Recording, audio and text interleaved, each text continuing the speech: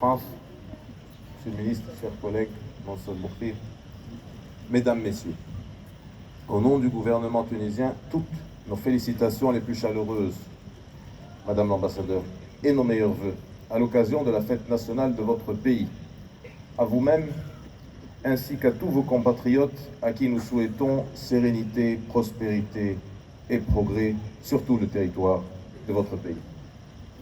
Cette célébration arrive cette année dans un contexte bien particulier où le peuple français vient de s'exprimer à l'occasion d'élections législatives. Ce choix souverain, nous le respectons naturellement et nous continuerons d'œuvrer à la consolidation de nos liens avec les nouveaux élus. La Tunisie s'engage elle aussi dans un processus électoral avec les élections présidentielles dans quelques semaines. Et nous vous remercions pour la rapidité des actions que vous avez déjà entreprises et pour tout ce que vous ferez, afin de permettre à nos compatriotes résidant en France de s'exprimer lors de cet important scrutin dans les meilleures conditions possibles.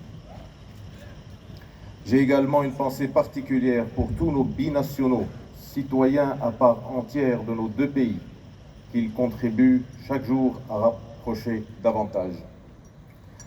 Un nombre important d'entre eux a tant donné au rayonnement de nos deux pays, dans tous les domaines et à toutes les époques.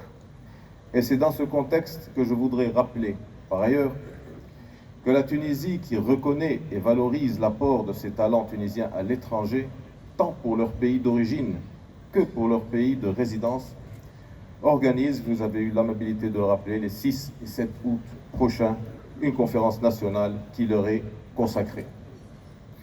Nous voulons ainsi initier une nouvelle approche dans notre relation avec nos concitoyens expatriés, en leur facilitant une meilleure implication dans le processus de développement du pays, notamment à travers leur riche expérience dans plusieurs domaines d'importance.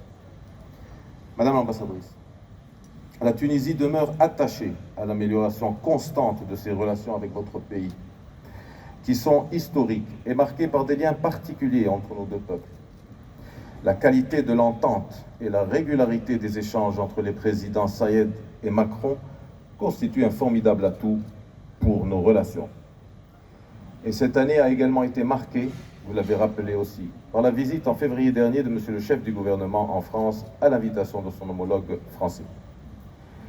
Cette harmonie au plus haut niveau de l'État doit pouvoir être répercutée par tous les hauts responsables dans les deux pays, sans altération et en toutes circonstances.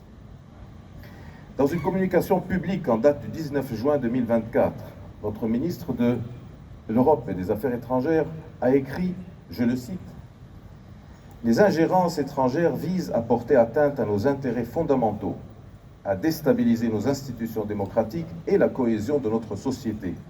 Elles sont inacceptables, c'est un enjeu fondamental sur lequel mon ministère est engagé. » Je ferme les guillemets.